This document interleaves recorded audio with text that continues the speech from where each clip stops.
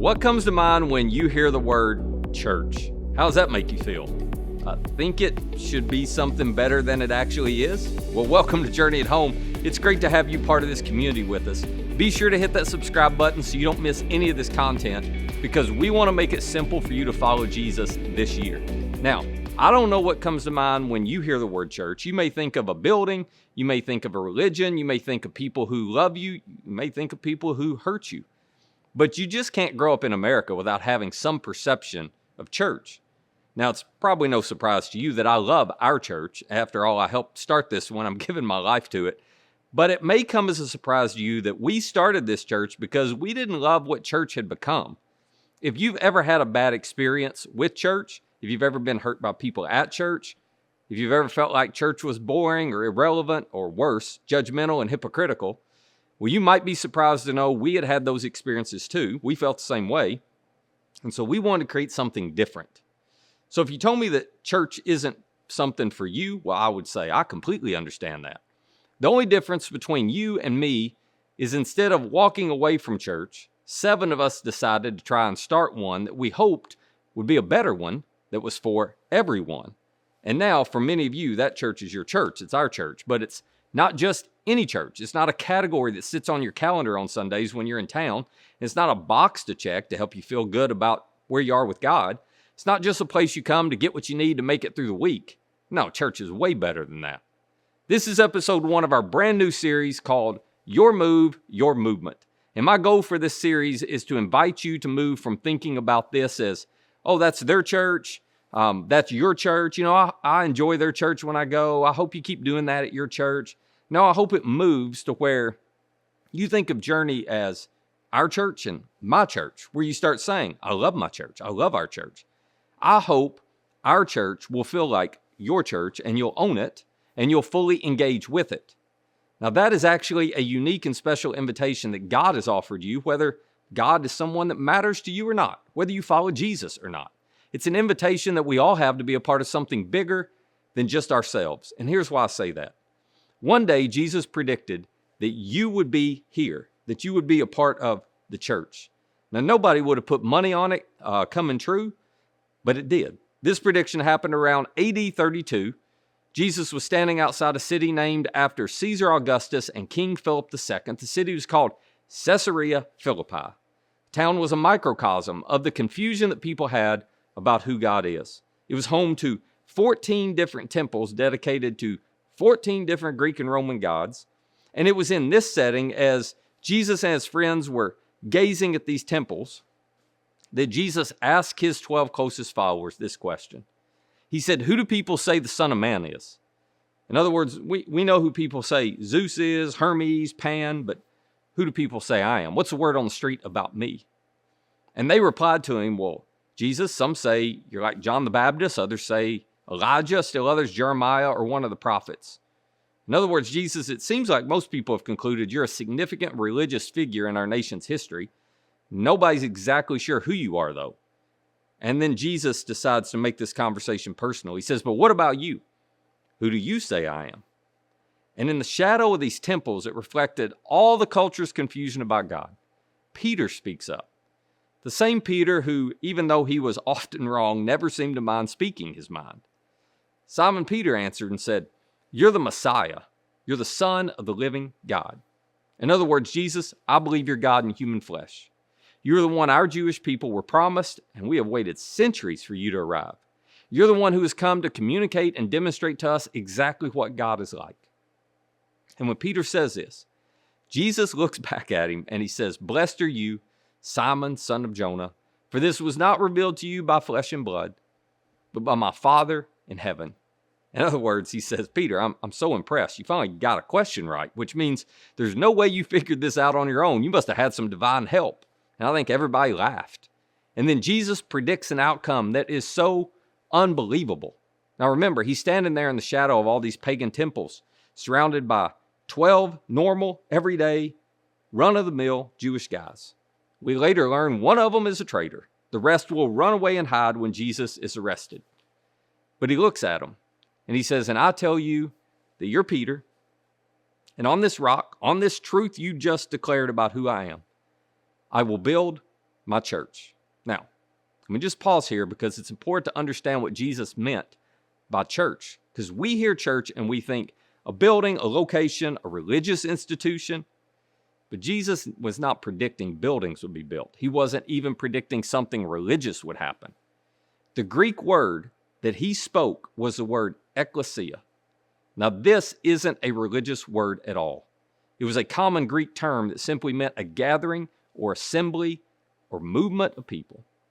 So Jesus' prediction to Peter and the other guys of that day is this: on this truth, this foundation that I am God in human flesh, Jesus says, I will build my movement, and the gates of Hades, the gates of death, will not overcome it. And I think they were looking around their little circle going, are you kidding me, Jesus? There are 12 of us. There is no movement happening. Matter of fact, your last few sermons have driven more people away than they've attracted. Word on the street is as soon as you set foot in Jerusalem, they're going to get you and kill you. You do not exactly have momentum on your side. Has he lost his mind? I mean, there's not going to be a movement so powerful death can't stop it. But here we are 2,000 years later, and there's a movement of people all over this world who unite around the truth that Jesus is God in human flesh. It's happened. I mean, what are the odds? So from day one, our goal has been for this church to be that kind of place, that we are a movement, not a meeting place. And that is a significant distinction. See, if we're just an organization, if Journey's just a meeting place, we're not anything more than consumers. A meeting place mindset revolves around you. A meeting place mindset is focused on what's in it for you. A meeting place mindset creates takers and spectators. But a movement mindset, that's different. A movement mindset creates contributors and participators. Movements are fueled by people on a common mission with a compelling message that matters. And that is what Jesus launched 2,000 years ago. He launched a movement that he predicted you would one day have the opportunity to participate in. A movement built on the mission of making sure every person in the world knows that Jesus loves them, that he accepts them, forgives them, and invites them to be a part of his family. A movement built on the message that your past is forgiven. God's with you in the present. Your future with him is secured. So here's my question for you. Are you treating Journey like a movement or a meeting place? Are you being a spectator or a participator? And if you have a meeting place mindset, will you move beyond just coming and watching or coming and sitting, soaking up an hour of encouragement, and instead start participating? Start investing so you can be an encouragement to somebody else too. Now, while there's more than this to being a movement, the starter habits of any movement are everybody in the movement invite, serve, give, and connect. That's what people in a movement do to spread the message, to fulfill the mission. In the history of the world, there has never been a great movement built on consumers. They're always fueled by contributors who believe the message and the movement are worth giving a part of their lives to. So I don't hesitate to ask those of you who call Journey home to do that because, listen, this movement matters. The mission God's given us, it matters. Everybody deserves to hear the message that God has entrusted to us to share with them. And whether you want to acknowledge it or not, God has given you a part in making that happen. But you cannot do it by being a consumer. You got to choose to contribute. Now, if you're not sure where to start, we do a thing here at Journey called What's Next.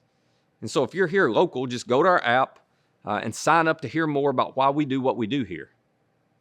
But listen, if you're not sure you want to be a part of this movement, let me see if I can make it simple to understand why that might not be a wise move for you. How many of you have ever been on a cruise? Yeah. What do you love about cruises? Well, let me help you. What you love about cruises is it's all about you. That's what you love about them. Me too. I mean, there's food and drink 24/7. You can get ice cream whenever you want. That is amazing. There's constant entertainment for you. You can go to a comedy show. You can watch a Broadway-style play. You can listen to live music. You can play bingo. You can watch movies. Everything's there for you. And oh, by the way, on a cruise, there are 1,000+ crew members whose one job is to serve you and meet your every need. Of course we love cruises. But let me ask you this. When you get off a cruise, what do you leave with? Added pounds. That's what you leave with. Nobody gets off a cruise ship healthier than when they got on because the human body was not designed to sit and consume all the time. So you get off with added pounds, but little meaning. I mean, have you ever left a cruise ship with a greater sense of purpose, meaning, and fulfillment in your life? You've never heard that story, have you? No, because that's not found when you make life all about you. Cruise ships make a great vacation. They make a horrible lifestyle. Now listen, Jesus did not design the church to be a cruise ship where you come and sit and have people serve you and give you everything you want. You can watch from the comfort of your home when you don't want to show up.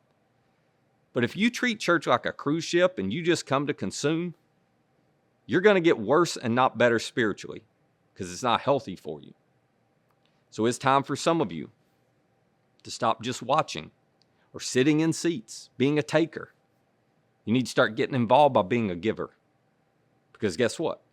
Movements are always made of people who move. I know it's shocking, right? But they move. People who act, who contribute, who invest, who do something, who are following Jesus on mission together. Some of you, you've been treating this like a cruise ship. You've been sitting and spectating and soaking it in. But I just want to make clear, this is not the place for that. We are not the church for that. I cannot in good conscience let you do that because it is unhealthy for you spiritually. So it's time you start moving. This doesn't work if it's just my movement. This doesn't work if you're thinking of it like it's their movement. It only works when it's your movement, when it's our movement. So stop spectating. Start participating.